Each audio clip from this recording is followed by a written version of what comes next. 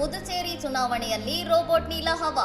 ಸೀರೆ ಉಟ್ಟು ಮತದಾರರನ್ನು ಸ್ವಾಗತಿಸಿದ ಹ್ಯೂಮನಾಯ್ಡ್ ರೋಬೋಟ್. ಪುದುಚೇರಿಯ ವಿಒಸಿ ಸರ್ಕಾರಿ ಶಾಲೆ ಮತಗಟ್ಟೆಯಲ್ಲಿ ನೀಲ ಎಂಬ ರೋಬೋಟ್ ಮತದಾರರನ್ನು ಆತ್ಮೀಯವಾಗಿ ಸ್ವಾಗತಿಸಿ ಅವರಿಗೆ ಅಗತ್ಯ ಮಾಹಿತಿ ನೀಡುವ ಮೂಲಕ ಎಲ್ಲರ ಗಮನ ಸೆಳೆಯಿತು. ಕೊಯಮತ್ತೂರಿನ ರೋಬೋ ಮಿರರ್ ಸಂಸ್ಥೆ ಅಭಿವೃದ್ಧಿಪಡಿಸಿರುವ ಈ ರೋಬೋಟ್ ತಮಿಳು ಮತ್ತು ಇಂಗ್ಲಿಷ್ ಭಾಷೆಗಳಲ್ಲಿ ಮಾತನಾಡುತ್ತಾ ಮತದಾರರಿಗೆ ಮಾರ್ಗದರ್ಶನ ನೀಡುತ್ತಿದೆ.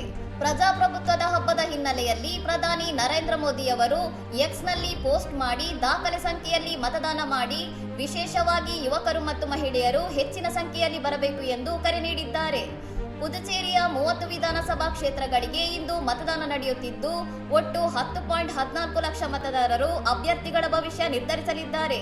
ಇದರಲ್ಲಿ 18-19 ವರ್ಷದ 24,156 ಯುವ ಮತದಾರರು ಮೊದಲ ಬಾರಿಗೆ ಹಕ್ಕು ಚಲಾಯಿಸುತ್ತಿದ್ದಾರೆ.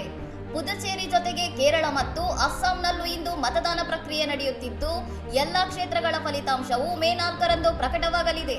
ಇನ್ನಷ್ಟು ಸುದ್ದಿಗಳಿಗಾಗಿ ನೋಡ್ತಾ ಇರಿ ಸೌರಭ್ ಟಿವಿ.